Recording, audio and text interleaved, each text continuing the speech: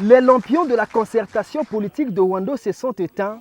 Le gouvernement congolais peut se féliciter de l'atterrissage en douceur de cette réunion politique. Fini les débats, place désormais aux batailles pour les élections prévues dans 4 mois.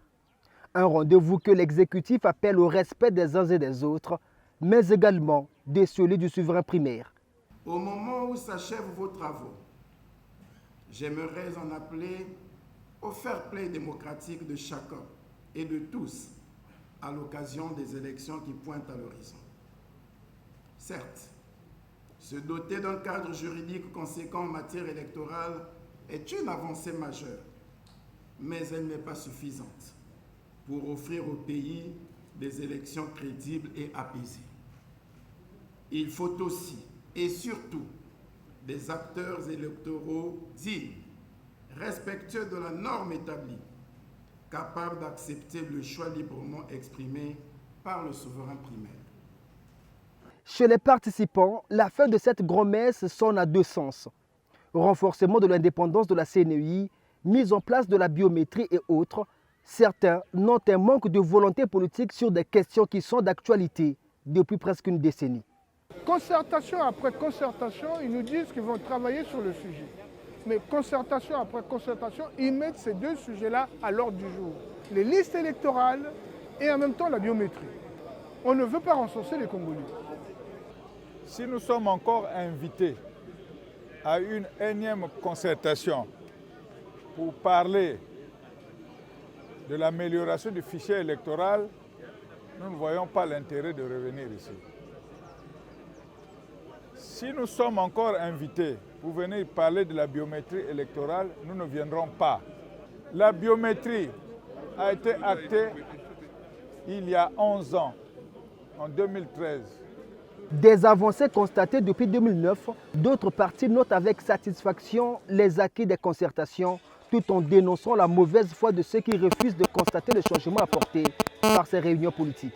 Ça c'est des procès d'intention. Nous ne sommes pas venus faire des intentions, nous sommes venus travailler. On ne peut pas penser que de 2009 à aujourd'hui, on n'a pas évolué.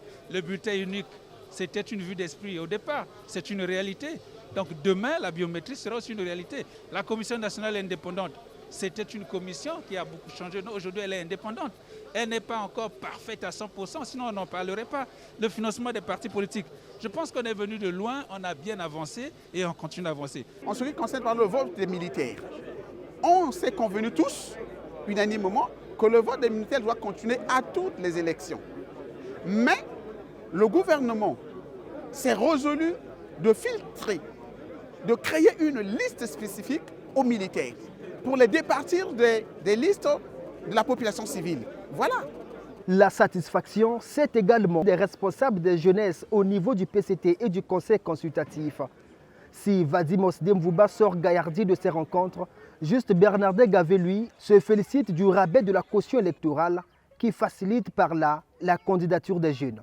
Pour nous, c'est un motif de satisfaction déjà de constater que les partis politiques ont mis une bonne dose de jeunesse dans les différentes délégations et surtout la société civile, mais en même temps aussi de constater que l'une des préoccupations majeures de cette cause juvénile, à savoir les frais de cautionnement qui étaient élevés, a été non seulement mis en débat, mais que le consensus est dégagé de sorte que cela soit revu à la baisse, partant de 1,5 million à 1 million, ce qui pour nous est un motif de satisfaction parce que c'est quand même un effort important qui a été fait, quitte maintenant demain à suivre la mise en œuvre pour que dans les années à venir, que les jeunes aient cette latitude de pouvoir se présenter en ayant quelques facilités accordées par la loi. Grande est notre satisfaction d'avoir participé à un événement d'une telle portée politique et historique.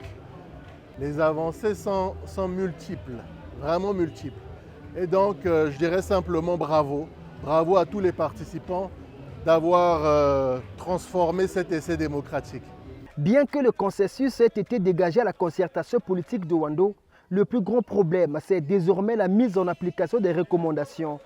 C'est ce qui fait craindre les partis de l'opposition, car certains points débattus, à l'instar de la biométrie et de la vraie indépendance de la CNEI, font partie en réalité des vieux débats.